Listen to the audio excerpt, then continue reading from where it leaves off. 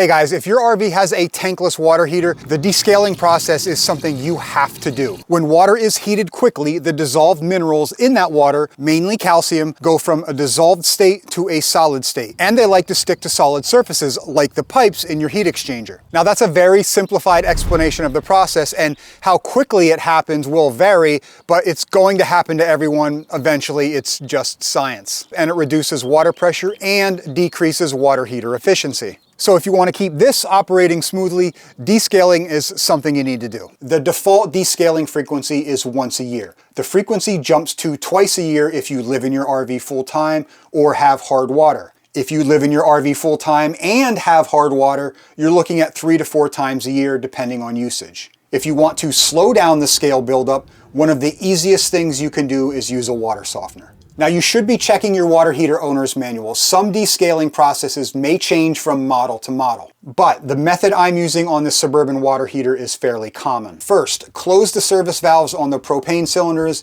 and make sure the power switch on the remote display and water heater are powered off. You never heat the descaling solution. If you're using the city water connection, turn the water off at the hose bib and disconnect the water hose at the RV. If you're instead using your fresh water tank, just turn off the water pump. Next, drain the water from the water heater. Now, some manufacturers say to gravity drain. Other manufacturers want you blowing out the water heater with compressed air. So check your manual. To gravity drain, open your low point drains and the T&P valve. Once everything is drained, close them all back up. To blow out the water heater, same thing. Open your low point drains and the T&P valve. Let everything drain, but this time only close your low points. Leave your T&P valve open. With your wet base switch to city water, connect an air hose set to the max pressure the manufacturer recommends, which is usually 30 psi. Once you see no more water coming out of the T&P valve, disconnect your air, and in either case, be sure to close your T&P valve. By the way, this is the adapter you'll need to connect air to your RV. One side is garden hose thread,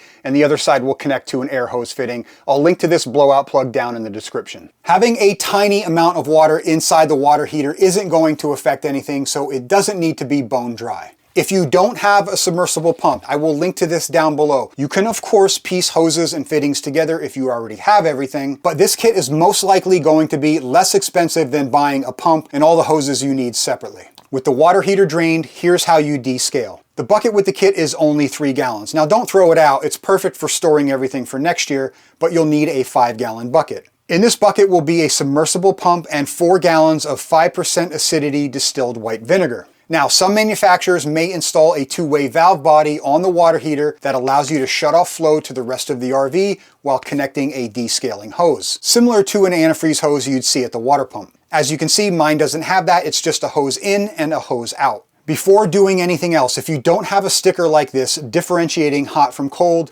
mark your water connections with a Sharpie. Next, place some towels on the floor and disconnect the hoses from the water heater. While you have the hose off, check the inlet for a screen or debris filter. If there is one, remove it, clean out any debris with warm water and put it back in.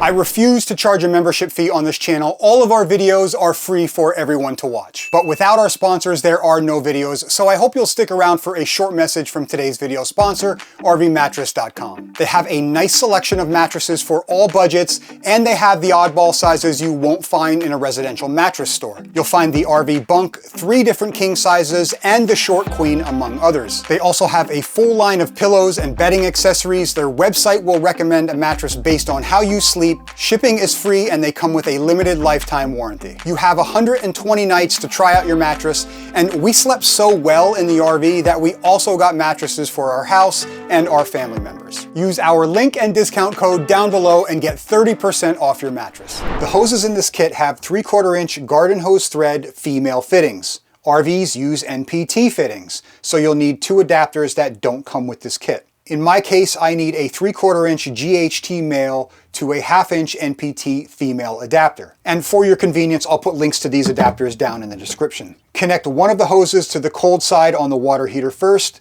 then connect the other end of that hose to the pump.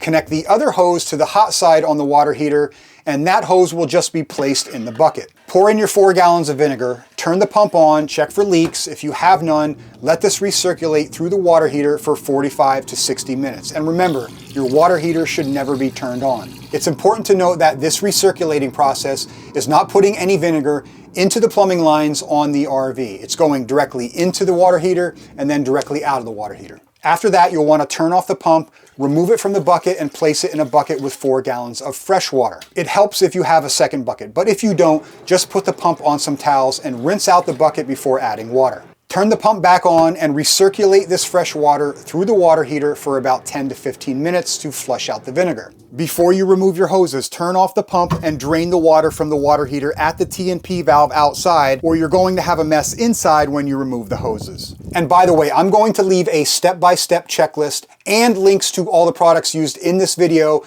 down below in the video description. And that's it. Disconnect your recirculating hoses and reconnect your RV hoses. Check for leaks, add some plumber's tape if necessary, and you're done with descaling. I'd also like to mention to let the pump and recirculating hoses air dry for a couple days before putting them away. It might make sense to drill a couple holes in the bucket lid to avoid mold growth in storage.